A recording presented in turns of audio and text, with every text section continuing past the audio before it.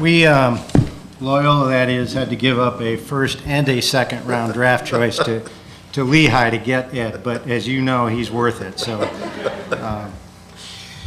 as the day has progressed, I found myself making adjustments to the kinds of things that I wanted to emphasize and react to around the subject of this particular panel. So that, I think, is kind of a good thing, but it may make this a little more scattered than I had planned.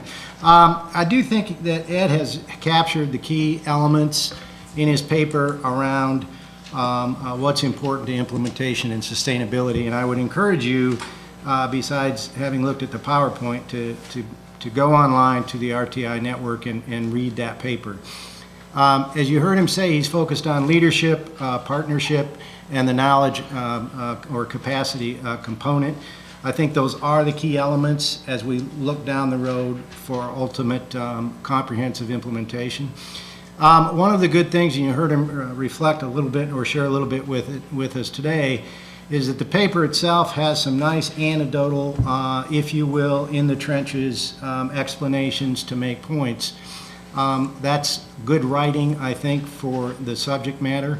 I endorse it. And let me put a little plug in, not for me, but for Ed. I recently had we'll put the word opportunity in quotes, to read an unedited manuscript of a forthcoming book, of which Ed is one of the editors. The title of that book is Models for Implementing Response to Intervention, Tools, Outcomes, and Implications. It'll be a Guilford publication, so when it comes out, I would encourage you to get it, because much of the reality of the challenges around these three things are well detailed in that book. I want to go back to Ed's actual paper and pull out, under the three areas that he addresses, leadership, partnership, and capacity, three quotes from his paper, because I think they really are salient and important to what we have to attend to. Leadership first. Quote, "Commitments to both the philosophical and practical aspects of RTI are needed. Central district administrators must fully understand the conceptual framework of the RTI model, place the process as central to the district's operating principles, and provide the needed support in time and resources for implementation to building level administrators." Big capital yes to that quote with some exclamation points behind it. He's exactly right, and it's a nice succinct way of capturing the challenge. Harken back to John's comments, John from Vail, Arizona, earlier today regarding the superintendent of his district. After getting the not so good test scores for the performance of the district, then the superintendent looked, if not literally, figuratively, out at the entire staff of the district and said, how does it feel, I'm paraphrasing here, how does it feel to work for a district that's among the lowest performers in the state? That's leadership. That's leadership, and that's what's needed to advance these things. Partnership. Ed's quote, "A true partnership requires the ability for groups of individuals representing different perspectives to come together in a true give and take of ideas and operational implementation." Precisely. George said it well this morning, describing both the good and the bad of the district and the school, etc., in which his wife works. Okay? A common vision, common language, and common routines. That's the partnership. You don't get those things without that partnership.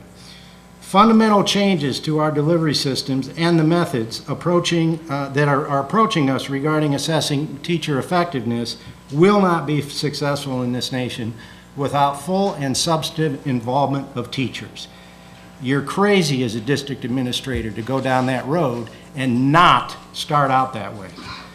I'm from Chicago. There isn't a major player in the educational stage that at one time or another hasn't passed through my sandbox, all right? So that's a necessity. Capacity of knowledge and practice, the last part of Ed's paper. Quoting, "Although in-service professional development is considered a requirement for sustainability, a large and unattended concern for professional development is evident on the pre-service side of training. Unless university faculty are provided with a mechanism to bring new knowledge and systems of instructional process, such as RTI, into their existing courses, the requirements for teaching new staff how to work within a system delivering RTI will lie entirely within the in-service model. Boy, is he correct. And I will add, that will doom our efforts for our nation is not sufficiently resourced for systemic change via in-service professional development. It will never happen. It will never happen unless we hold higher education, initial teacher preparation, and principal preparations feet to the fire. Thank you. So, let me focus on a few things as a reaction beyond his paper. We have a lot of work to do, and the challenges that we face are substantial. Two elephants in our living room. I want to talk about structure of the educational system in the United States of America. There are approximately 15,800 school districts in the United States. 850 of those are in Illinois alone.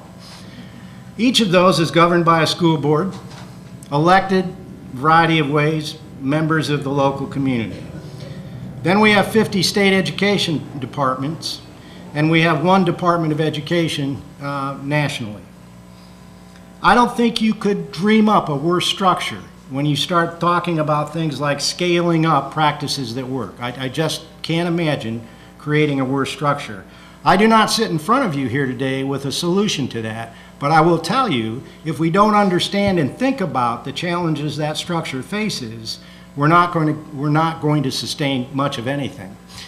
I would also hypothesize that very structure has created a vacuum in our nation around leadership and productivity in education.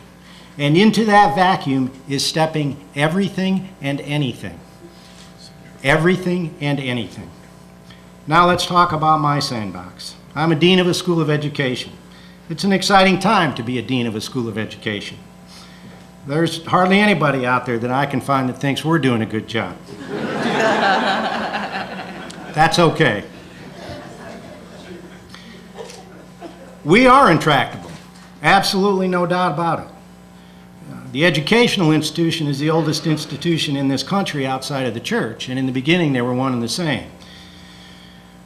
We need to embed in our initial teacher preparation programs the knowledge base and skill sets so that every teacher moving into the ranks of teaching are prepared to work and know how to work in an RTI service delivery system. They must have that knowledge base and skill sets. That must happen. Otherwise, sustainability is moot.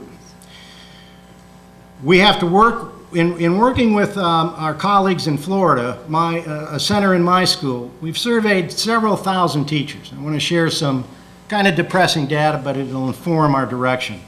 We surveyed several thousand teachers regarding both their beliefs and their perceptions around RTI skills. We asked, the teachers were 1 to 4 years of experience. We asked the teachers, do you strongly agree or disagree? All students can learn. 40% of the teachers surveyed disagree with that statement. All students can learn. 40% disagree. I'm struck by that finding relative to Mendy's comment earlier regarding her son and an experience she had in the former district before she got to Vail. We asked the teachers regarding students with high incidence disabilities, are they capable of achieving academic benchmarks? 42% of our respondents said no.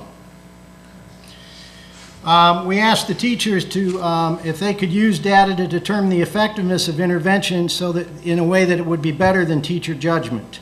45% of the teachers said no, teacher judgment is better than data.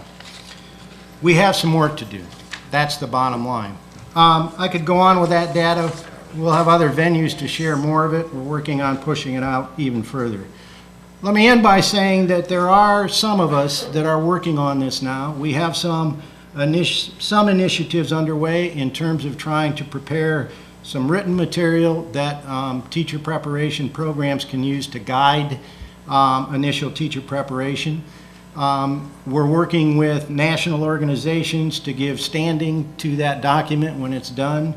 We're working with the great support of the RTI network and Kathy Whitmer with AACTE, we've met with NEA, we've met with AFT. We're moving in the direction that I think we need to move to help make this happen. But rest assured, everyone in this room that's involved with an LEA and or an SEA, the message you need to send to my colleagues in higher education is we don't want your graduates if they can't do these things. You have the greatest leverage of moving the immovable beast than anyone else. So I ask your assistance in doing that. Thank you.